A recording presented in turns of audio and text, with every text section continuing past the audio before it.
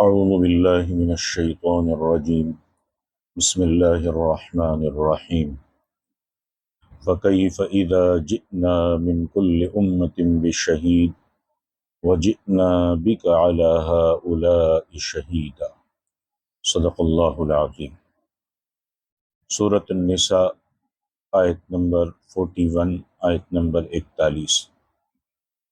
اللہ فرماتے ہیں کہ پھر سوچو کہ اس وقت یہ کیا کریں گے جب ہم ہر امت میں سے ایک گواہ لائیں گے اور ان لوگوں پر تمہیں یعنی محمد صلی اللہ علیہ وسلم کو گواہ کی حیثیت سے کھڑا کریں گے۔ یہ وہ وقت ہوگا جس میں سب سے بڑے گواہ، سب سے بڑے کیس میں، سب سے بڑی عدالت میں، سب سے بڑے قاضی کے حضور میں، اور یہ اس کائنات کا سب سے بڑا قضیہ ہو، اللہ کے لیے ربوبیت اور الوہیت کو خاص کر دے۔ اور اسی لیے اللہ تعالیٰ نے زمین اور آسمان کو بنایا، رسول بھیجے، کتابیں نازل فرمائی، میزان قائم کیا، حساب اور کتاب کا نظام بنایا، اور اسی کے لیے اللہ نے جنوں اور انسانوں کو پیدا کیا۔ قرآن مجید میں صاف صاف کہا گیا وَمَا خَلَقْتُ الْجِنَّ وَالْإِنسَ إِلَّا لِيَعْبُدُونِ۔ اللہ کہتے میں نے جن اور انسانوں کو اس کے سوا کسی اور کام کے لیے پیدا نہیں کیا کہ وہ میری بندگی کریں۔ یہ اللہ کی رحمت ہے کہ اللہ نے اپنی اطاعت میں زندگی گزارنے کو عبادت قرار دیا۔ عبادت بھی بہت وسیع مفہوم رکھتا ہے۔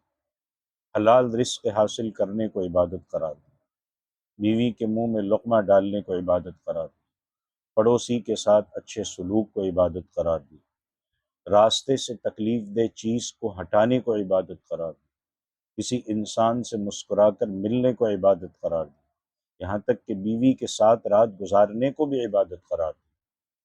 صحابہ کرام کو اس پر حیرت ہوئی اور انہوں نے آپ صلی اللہ علیہ وسلم سے پوچھا کہ ہم میں سے ایک شخص اپنی شہوت پوری کرتا ہے، کیا اس میں بھی اس کو ثواب ملتا ہے؟ اللہ کے رسول نے جواب دیا بھلا ایک بات بتلاؤ، اگر وہ حرام طریقے سے شہوت پوری کرے تو گنہگار نہیں ہوگا؟ اب جب وہ حلال طریقے سے پوری کر رہا ہے تو ثواب ملے گا، اور یہ بھی عبادت ہے۔ ہم نے عبادت یہ سمجھا ہوا ہے کہ صرف نماز، روزہ، شب برات، شب قدر، صرف یہی عبادت ہے۔ صبح سے لے کے شام تک، پیدائش سے لے کر کے موت تک، اللہ کے حکموں کے مطابق اور اللہ کے رسول کے طریقے کے مطابق زندگی گزارنا، یہ عبادت ہے۔ اگر ہمارا طریقہ شریعت کے مطابق ہے تو ہمارا ہر کام عبادت ہے۔ اب آتے اس آیت کی طرف۔ اللہ کے نبی صلی اللہ علیہ وسلم نے حضرت عبداللہ ابن مسعود رضی اللہ تعالیٰ عنہ سے فرمایا کہ مجھے قرآن پڑھ کر سناؤ۔ عبداللہ ابن مسعود رضی اللہ تعالیٰ عنہ نے کہا کہ اے اللہ کے رسول، کیا میں آپ کو پڑھ کر سناؤں جبکہ اللہ کے نبی آپ ہی پر قرآن نازل ہوا ہے؟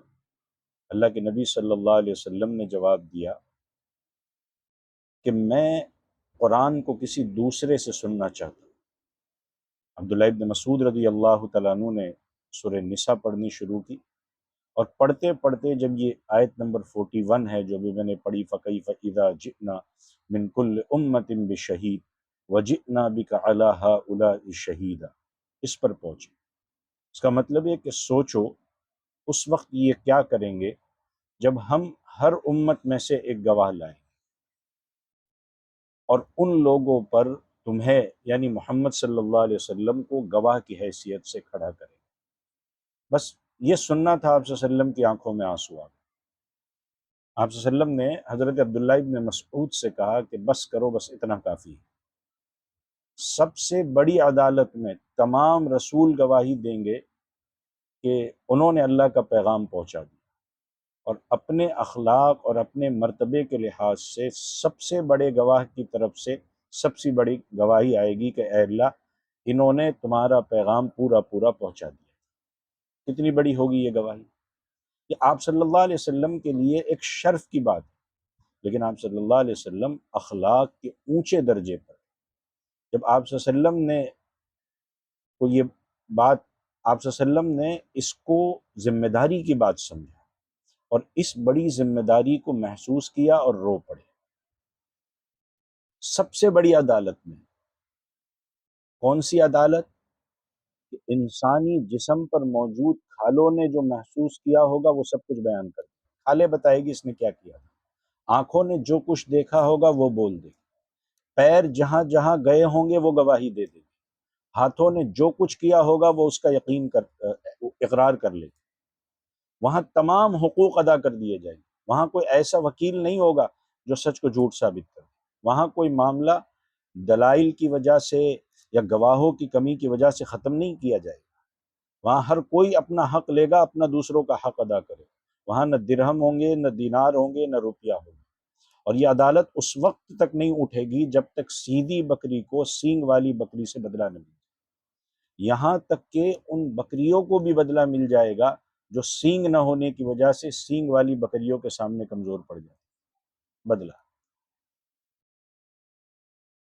تو سب سے بڑی عدالت، زمین اور آسمانوں کا حاکم حساب کتاب کے لیے خود آئے، اس وقت پروردگار سب سے بات کرے گا، اس وقت درمیان میں کوئی ترجمان نہیں ہوگا، اور بندے سے کہے گا اقرأ کتابک کفی بنفسک الیوم علیک حسیب، کہ اپنا نام اعمال، نیک لوگ ہوں گے تو دائیں ہاتھ میں دیے جائیں گے، برے تو بائیں ہاتھ میں دیا جائے گا، اور کہا جائے اپنا اعمال نامہ خود پڑھ لے اور اپنا حساب لگا لے، اپنا حساب لگانے کے لیے خود کافی۔ اس لیے ہمیں اپنے نام اعمال میں اس زندگی میں وہی کچھ لکھنا ہے جسے کل اللہ کے حضور پڑھتے ہوئے ہمیں خوشی محسوس ہو، کیونکہ ہم اپنی زندگی کا حساب، ہمارا اعمال نامہ جو رجسٹر، جو فرشتے بیٹھے ہوئے وہ لکھ رہے، اور وہ کل ہم کو حساب اس بات کا دینا ہے۔ ہمیں اپنے اعمال نامے میں اچھی چیزیں لکھنی ہیں جس کی وجہ سے نام اعمال ہمارے داہنے ہاتھ میں ملے اور ہم رب کے حضور خوش ہو جائے۔ اللہ تعالی عمل کی توفیق عطا فرمائے۔ جزاکم اللہ خیرہ۔ اس ویڈیو کو زیادہ سے زیادہ لائک، شیئر اور سبسکرائب کرے، لوگوں تک پہنچائے۔ آمین۔ السلام علیکم ورحمۃ اللہ وبرکاتہ۔